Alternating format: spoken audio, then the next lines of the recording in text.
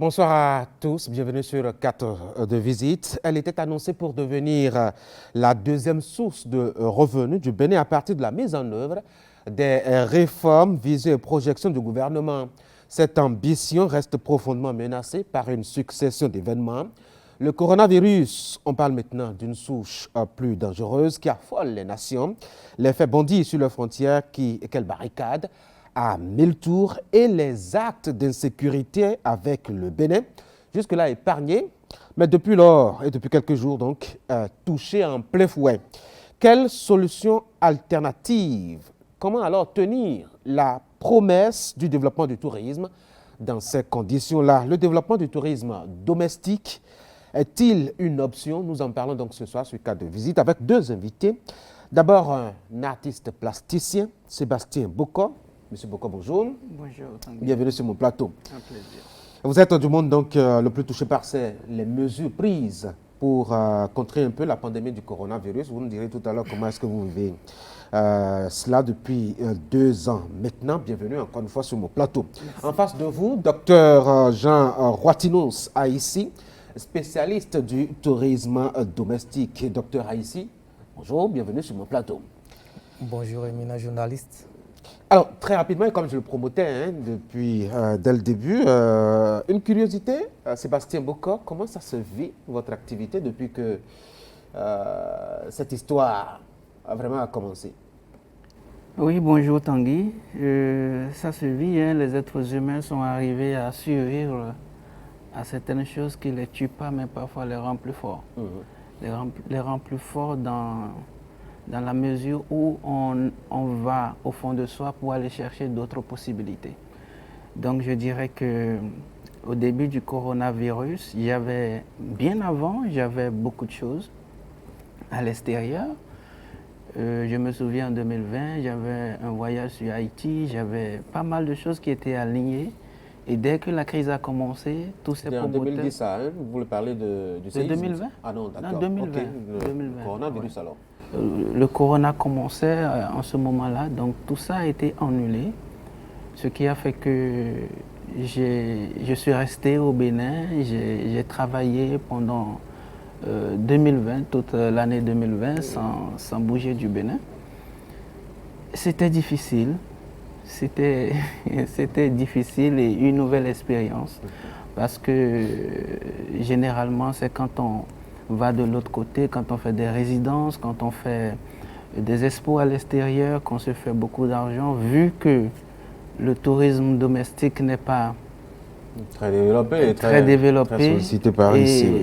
Et dans ce cas-là, on était un peu secoué, on est un peu secoué. Mais là, depuis un moment, j'ai commencé par réfléchir autrement. Parce qu'il faut s'adapter, comme je le disais au début, j'ai commencé par réfléchir autrement.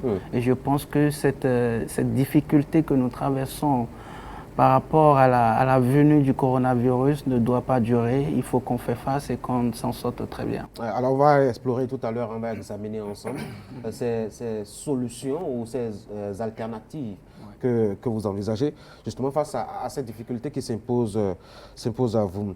C'est vrai qu'on parle ce soir du tourisme domestique, un peu comme pour penser à une solution alternative face aux difficultés que le tourisme vit dans sa réalité. Mais est-ce que c'est réaliste d'y songer, docteur Aïssi? Pourquoi pas?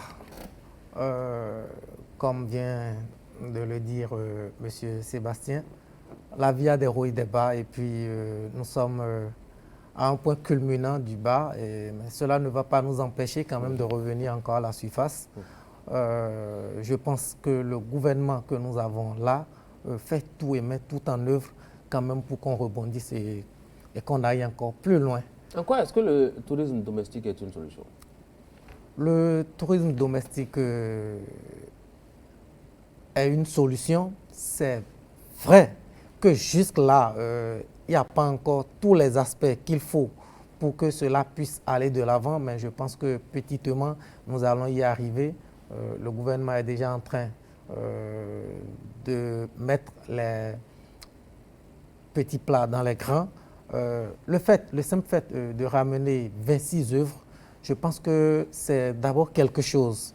Ça va booster le tourisme interne La curiosité avant, interne.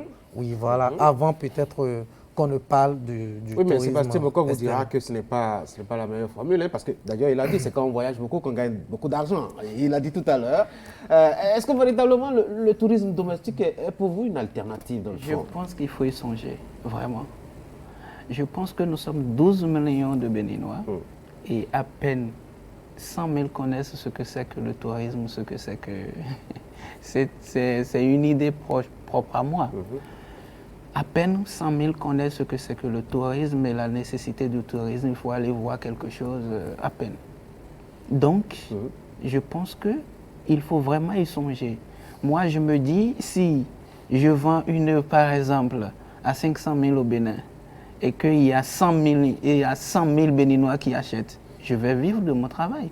La question, c'est, comment faut-il faire pour susciter l'envie d'aller vers ce que nous faisons à la population? Parce qu'on ne peut pas nous dire que tous les Béninois sont pauvres. Non.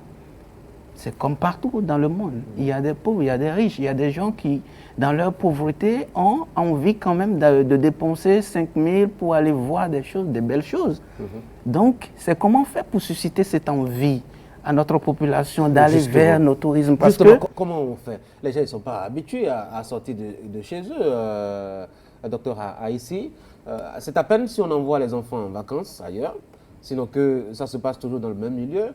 Le monsieur il ne sort de son village que lorsque il y est contraint par je dois dire, les études, soit que bon, il passe en seconde, on n'a pas de second cycle chez lui, bon, et là il change de localité. Quand c'est dans ce contexte, il grandit sans vraiment une grande notion de l'importance du tourisme domestique. Voilà, nous n'avons pas une culture touristique au Bénin. Tout ça devrait normalement commencer à s'apprendre depuis le primaire. Depuis le primaire, on devait déjà commencer à organiser. C'est l'enseignant?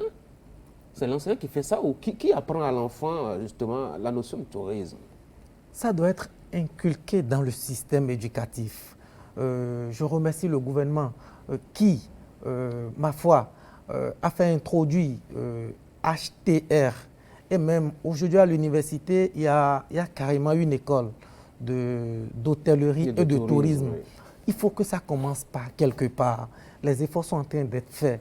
Maintenant, retournons jusqu'encore au primaire. Il faudrait qu'on fasse des excursions.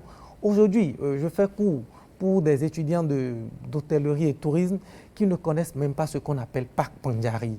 Je fais cours pour des étudiants qui ne connaissent même pas les circuits touristiques, qui ne connaissent pratiquement rien de Ouida. C'est écœurant. Alors que si on avait déjà une culture touristique, si cela s'apprenait depuis le primaire, si on, enfin, comme il le dit, si déjà dès le bas âge, on nous amenait des œuvres et qu'on arrivait à admirer des œuvres, déjà un peu plus tôt, on va commencer réellement même si on ne va pas acheter des œuvres, on va quand même admirer. Le simple fait de commencer à admirer donne au moins une envie. Est-ce qu'on va Donc, faire le procès à l'État ou, c'est pas moi, à la société, le faire un procès par rapport à une habitude qui n'est en réalité pas culturelle, qui n'est pas originelle? Aller visiter un lieu, aller voir des expositions et autres, n'est pas de la culture des Béninois originellement, Sébastien Bocor. Mais on ne va pas demeurer ainsi. Il faut savoir qu'on ne sait pas pour savoir un peu plus. D'abord, nous n'avons pas cette culture, mais aujourd'hui, si déjà il y a des personnes qui nous regardent et qui écoutent ce que nous disons, c'est le moment de se lever et dire, mais il raconte quoi, je vais aller voir quoi et où. Il faut pousser un peu sa curiosité. Et dans une famille, tous les parents doivent faire ce travail-là. Il ne faut pas seulement attendre que le gouvernement nous organise tout. Il faut qu'on arrive à sortir de ce confort qui n'est plus d'actualité en fait. Il faut qu'on sorte de ça. Il faut qu'on pousse un peu plus la curiosité des enfants. Aujourd'hui, nos enfants sont différents. Nos enfants veulent voir des choses et ils posent beaucoup de questions. Ce n'est plus comme avant où nous n'avons rien à dire. On nous dit reste là et tu restes là. Aujourd'hui, tu dis à ton enfant reste là, il va te demander mais pourquoi? Et si tu lui dis voilà, il faut qu'on aille à une exposition, il sera content d'y aller. D'abord, il faut commencer. Il ne faut pas juste dire qu'il faut commencer par le bas âge. Je crois que il faut d'abord que les parents même prennent conscience de ce qu'est la culture du tourisme. Cotisez de l'argent et prenez 3, 4 semaines ou 1 mois et mettez quelques sous de côté et sortez. Mais il y a un problème aussi de l'offre qui se pose. Moi, j'ai quelques amis qui disent, ben, écoutez, quand vous leur proposez d'aller voir dans un musée, ils vous disent, mais c'est les mêmes objets. On ne va pas regarder ça pendant l'éternité, la même chose. Qu'est-ce qu'on fait pour améliorer l'offre, en fait? Et c'est la faute à vous qui encadrez. On n'a pas l'impression que vous formez des gens pour renouveler l'offre, pour créer l'offre, pour innover, mais plutôt pour exploiter ce qui est là et qui est peut-être vétuste et caduque. On ne va pas tout le temps se dire peut-être que ce qui est là est vétuste et caduque. Non, pas tout le temps. Je prends, permettez à ce que je le dise comme ça, les 26 œuvres qu'on a ramenées. Même si on ne les ramenait pas. D'ici 10 ans, on sera habitué à ça. Oui, même si on ne les ramenait pas. Ça fait, depuis que c'est en France, les gens continuent toujours de les visiter. C'est quelque part, les gens les visitaient.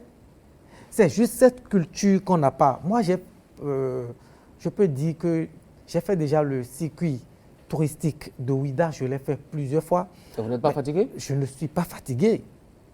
Vous n'êtes pas ennuyé, vous n'êtes pas embêté. On va vous prendre les sous chaque année pour les mêmes choses. Non, mais au-delà, il n'y a pas que Ouidah.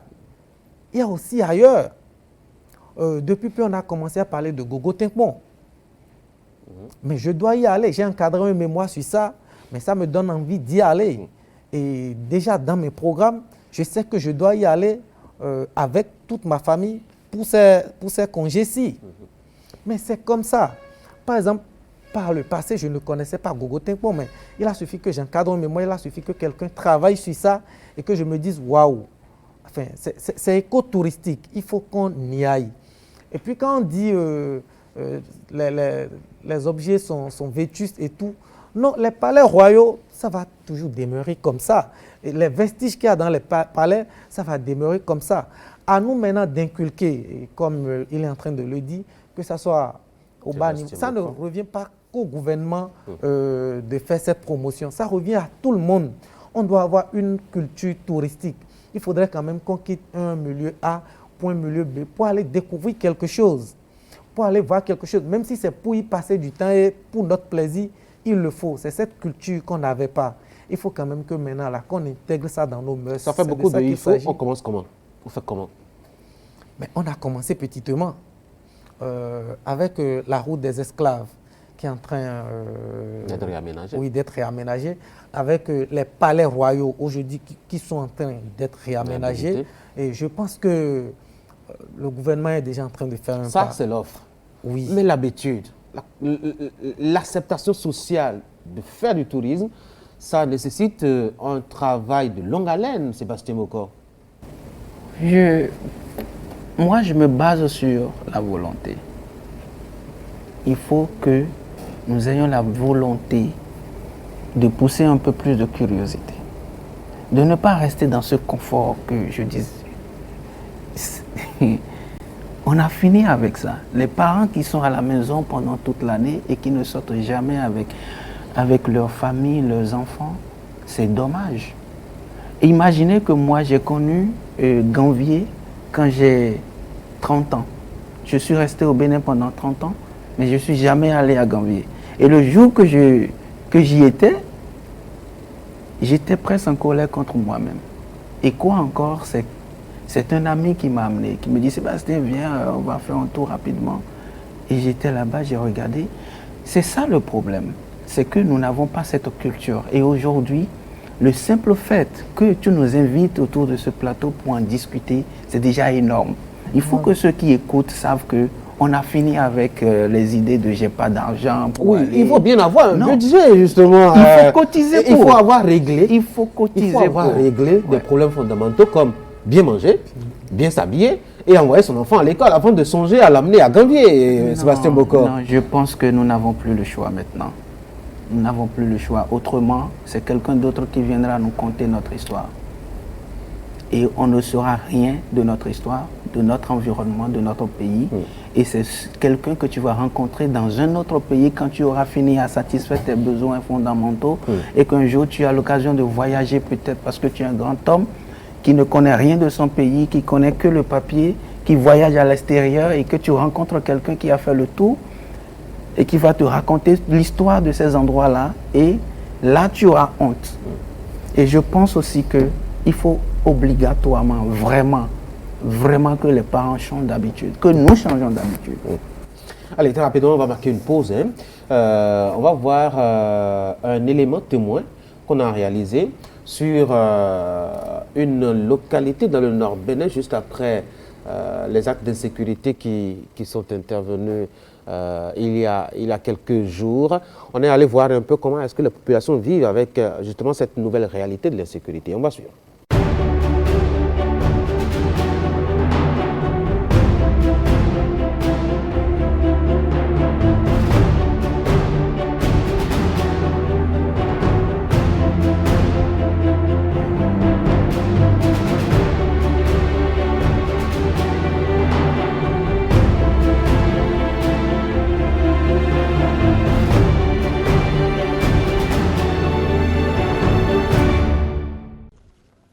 C'est ici à Tandjani, un campement situé à environ 7 km de Porga Centre, dans la commune de Materi, au nord Bénin, que les premiers tirs nourris des groupes djihadistes sur les positions de l'armée béninoise ont été entendus dans la nuit du 1er au 2 décembre 2021. 72 heures après cette attaque meurtrière qui a fait plusieurs morts et des blessés dans les deux camps, sur le terrain, c'est la quiétude totale avec une forte présence militaire, mais les populations sont encore sous le choc. Les tirs ont commencé à partir de minuit. On était déjà dans les chambres, on dormait déjà. Et ce sont des tirs là qui nous ont réveillés. Donc c'était au milieu de Kualo et Tandjani, dans le village que je suis. Donc on a paniqué, sinon on n'a pas pu sortir. On est toujours resté dans les chambres. Et ce n'est que le lendemain, et on a appris que c'est les djihadistes qui sont venus attaquer nos frères militaires qui étaient juste au bord du fleuve, non loin de Kualo. Jusqu'aujourd'hui, on ne dort pas ni manger parce qu'on a peur. Toujours, on ne sait pas si c'est fini, la guerre est finie ou bien ça vient de commencer. Théâtre des affrontements entre les groupes djihadistes et les forces de sécurité et de défense béninoises, Tandjani et ses 500 âmes ont traversé pour la première fois une nuit blanche. Très préoccupée par la situation, l'autorité communale est descendue sur les lieux pour assurer les populations riveraines qui ont été affectées par cet événement malheureux. Nous sommes venus au nom de l'État pour en même temps échanger avec la population, pour dire que les forces de défense sont disposées à les défendre. Mais nous avons en face un ennemi qui n'a rien à gagner que de détruire. Hormis les dispositions sécuritaires prises par l'État béninois pour garantir la sécurité et éviter d'éventuels représailles des groupes djihadistes sur les populations, le maire Robert Wembo Kassa a demandé à ses administrés de se déplacer vers Porga Centre. Donc nous demandons à cette population qui est coupée du village de Porga où la sécurité est déjà rassurée, nous leur demandons de replier sur cette zone. C'est une population de près de 500 habitants.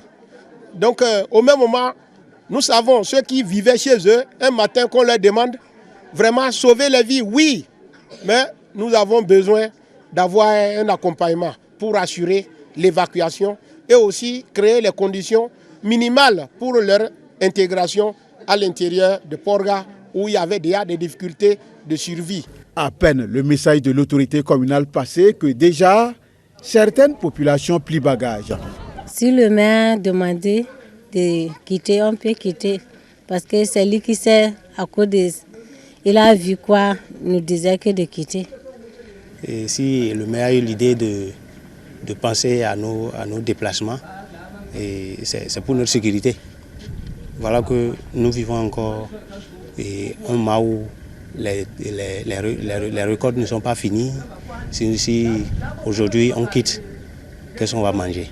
Tout ce qu'on a eu à faire, des dettes par-ci, par-là, comment on pourra les rembourser? Tout ça, ça fait plus peur. À Porga Centre, tout comme à Tangueta, l'homme vaque librement à ses occupations quotidiennes, la peur au ventre. Tout Tangueta était découragé. Parce qu'un peu partout où on parle à Tangueta, c'est de ça qu'on parle. Et nous, nos camions vont au Burkina, on voit ce qui se passe là-bas. Par exemple, prenons le cas de Burkina. Si vous allez aujourd'hui à Nadiago, il n'y a plus de population. Chaque fois que égorger les hommes, ça fait qu'aujourd'hui, on ne peut même pas dire les djihadistes, on dit les aladji. On a peur de prendre la voie là. Moi, je m'en vais vers Gondé, je ne vais pas vers Porga. J'ai peur d'aller là-bas. J'ai peur des djihadistes. Je ne vais pas me créer des problèmes, ça fait ça, je ne vais pas aller là-bas. Si certains sont toujours animés par la peur, chez d'autres, par contre, c'est la sérénité totale. Bon, au fait, c'est le lendemain, nous, on a su que quelque chose s'est passé vers Porga et on a vaqué à nos préoccupations. Il n'y a pas de problème ici à Tangueta. On n'a pas eu peur. Nous, on est ici à Tangueta. Tout se passe très bien. Sur le terrain, les forces de l'ordre et de défense ont la situation en main. Elles patrouillent de jour comme de nuit pour contrer d'éventuelles attaques djihadistes.